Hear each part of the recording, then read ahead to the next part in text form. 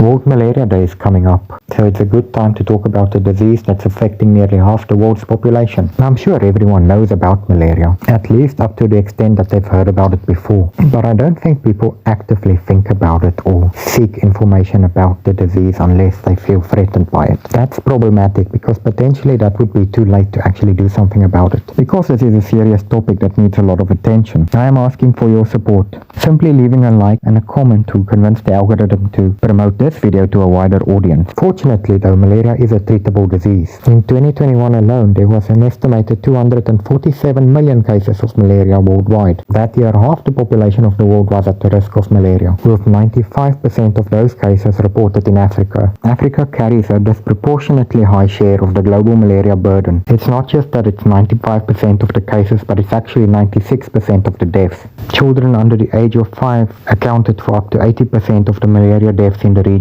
If you're watching this video because you're about to travel to a malaria-prone region, it's important to consult your doctor. That's because some drugs that help with malaria resistance need to be started 2 to 3 weeks before departure. In the past decade, drug-resistant malaria has emerged in Rwanda, Uganda, and Eritrea. Medical professionals are on top of the problem, so no need to stress too much. Different treatment options are available. I'm simply highlighting the fact that malaria should be taken seriously, and you should take your medication on schedule and complete your dosage after your trip is complete. Only 4 countries account for half the world's malaria deaths.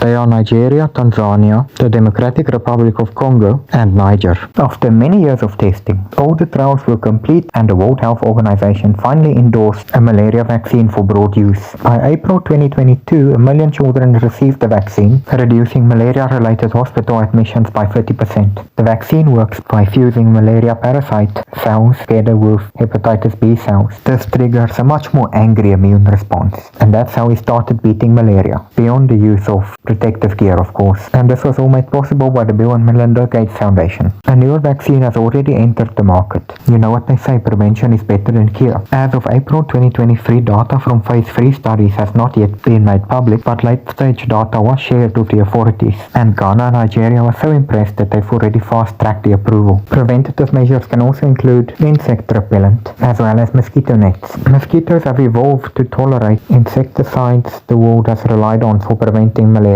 Because of this, the best intervention I can think of is the deployment of mosquito nets to protect family units in at-risk communities. Studies also show that children sleeping under bed netting that are treated with 2 different pesticides contracts malaria at less than half the rate of those with single-treated bed netting. Experts say this study is proof that these types of bed nettings with multiple insecticides should have been approved a long time ago, so the world can overcome the burden of malaria with the help of mosquito nets together with vaccines.